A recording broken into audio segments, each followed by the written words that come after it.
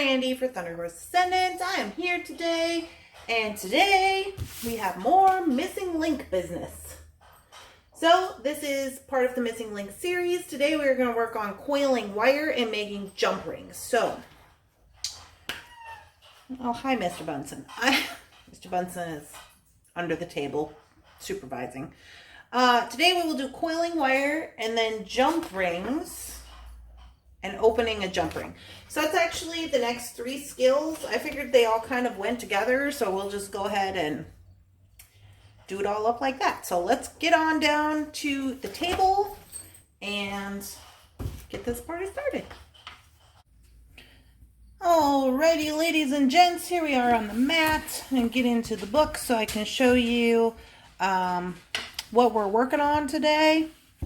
If you hear Jakey Toes running around, it's because Jakey Toes is here running around. Okay, here we are. Coiling wire, page 24. So this just says, coiled wire can add immediate texture and visual interest to wire designs. Coils really spark my imagination and are one of my favorite techniques. I prefer to use a coiling tool for speed and consistency when I create coils, but they can be made easy with a mandrel on hand. You can coil directly onto the wire as well. Coils are also the foundation to making jump rings. So here it says, hold the coil wire against the mandrel, like so, with your non-dominant hand, leaving a 1-inch tail to hold onto. With your dominant hand, pull the wire around the mandrel firmly, keeping the coils close together as seen in figure 1. Wrap the wire away from your body. Make the wraps parallel to one another to keep the wire at a 90-degree angle to the mandrel. This is important to retain your momentum when winding, keeping the wire taut.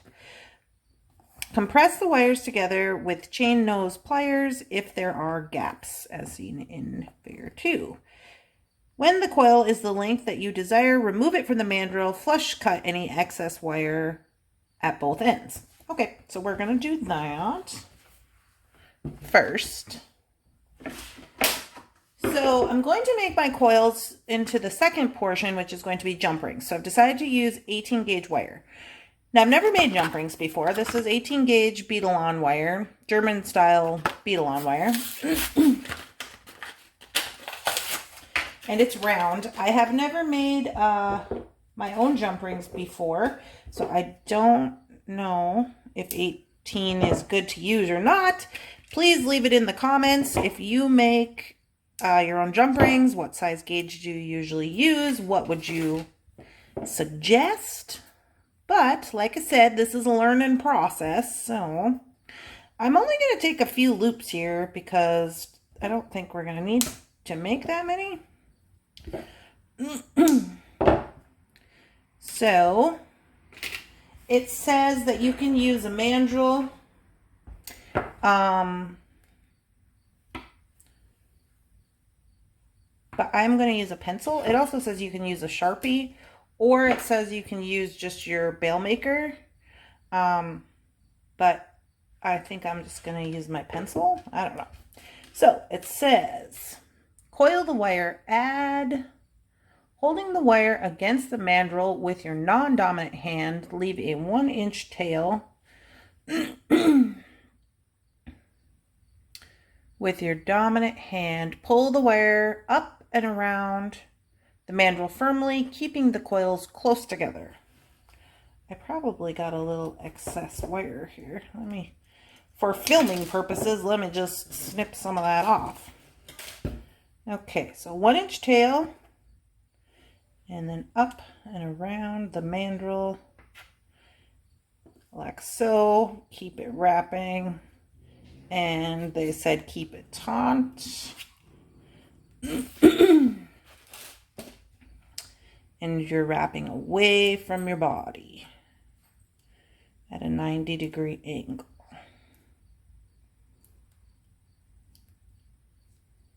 Okay. So that's what I got. Make the wraps parallel one another, 90-degree angle. It's important to retain your momentum. When the coil is the length you desire, move it from the mandrel, flush cut any excess. So it says it's supposed to be pushed together like this, and that we can fix it up with a chain nose if we need to, if there's any space. So there's quite a lot of space in mine. I guess I should have been more diligent.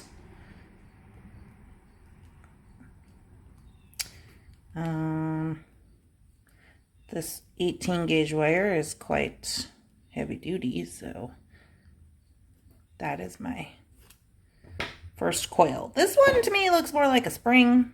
I think that is my fault. Let me try one more time to see if I can get them tighter together. I have this other piece. And just for purposes, let's try it on here. Let's see if this is helpful.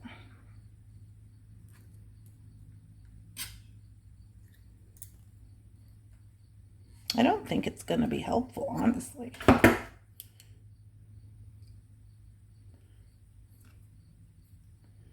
Okay, so I just got to keep them closer together.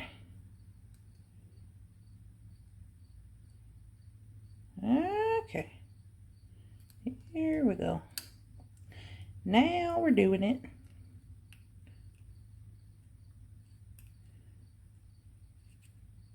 So those ones I feel are significantly better, closer together.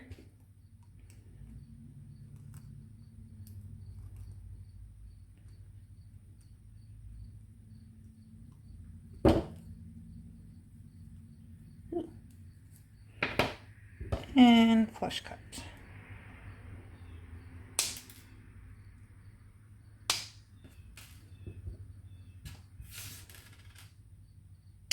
All right, not bad. So now it says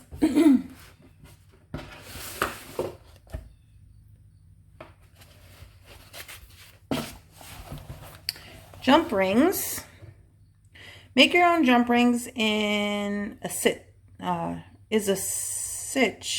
cinch and gives you the freedom to customize your wire designs. You can use any type of wire and in any diameter that you need if you are able to use jump rings as a connector. It is important to use a heavier wire gauge. For example, a 16 gauge wire will be very sturdy on all-purpose jump ring. Okay, so I have 18, but all right. Coil the length of wire firmly around the mandrel. Each completed coil will make one jump ring.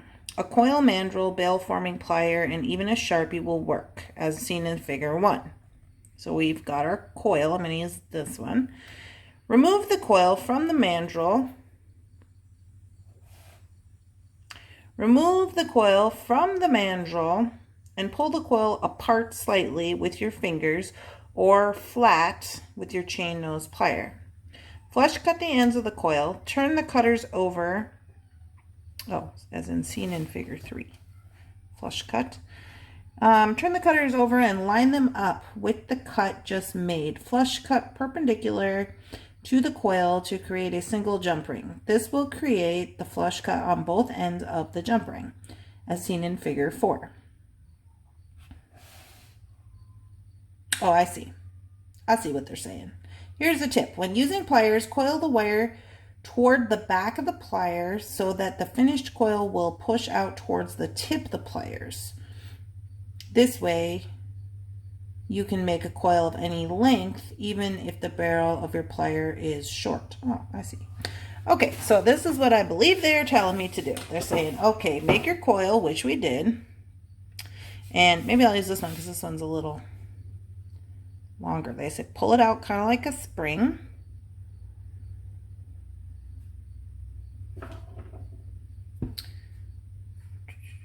Each complete coil will make a jump ring.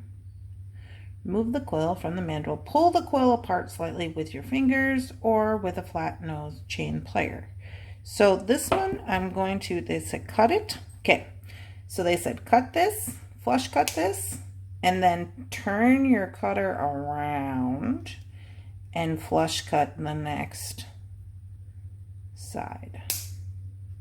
And this is going to make a jump ring. Now, that one I'm gonna say is a practice. Let's go again. So we've already cut on this side, so I will then cut here. Now that one's pretty good.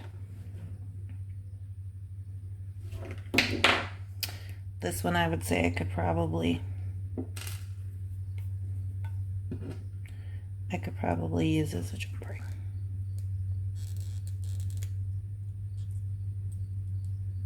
Hey!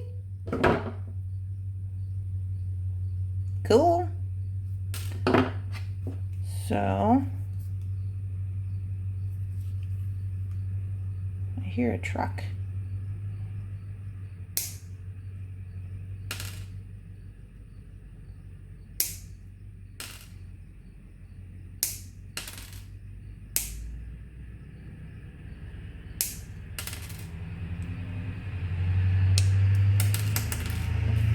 Alrighty. So I got a couple of jump rings. That's pretty neat. Couldn't do that before. Here's the one I put together. Pretty good. Pretty good out of 10. Okay, what's the next one was how to open and close a jump ring, which is, you know, pretty dang easy. So let's just throw this one in there as well. Opening and closing a jump ring. Open and close jump rings properly to prevent distortion of the circular shape. Use a chain nose and flat nose plier to grasp each side of the jump ring opening. To open, twist one side towards you and push the other side away. To close the jump ring, bring the ends back together using a plier. Move the ends back and forth beyond the closed position a few times, easing them together. Harden new jump rings by hammering them with a rawhide mallet or steel bench block. Tumble your jump rings to increase durability. When purchasing commercial jump rings, this is the tip. When purchasing commercial jump rings, you'll notice that the rings are often measured by their diameters. ID refers to inner diameter and OD refers to the outer diameter. So what they're saying, where's that one I closed up? So if you close up your jump ring, which I guess we're supposed to hit this with a mallet to make it more durable, then you take like this and you open like a C. So pushing away and then bringing it back together like this. And they say you can wiggle it back and forth to make sure it's really closed tight. And I always do one of these numbers here. And there you go. How to open and close a jump ring. Spectacular. All right, y'all. I hope you're enjoying this series. It's about to get harder. Next week, we are going to do spirals on wire. And I'm looking forward to that as we move forward with our missing link journey. So I hope you guys are having a wonderful, spectacular, amazing beading day. If you have any questions, comments, or concerns, tidbits to add, tips for this little thing that we did, please go ahead and leave it out in the comments. All that is super helpful. And I hope you guys have a wonderful day. Bye.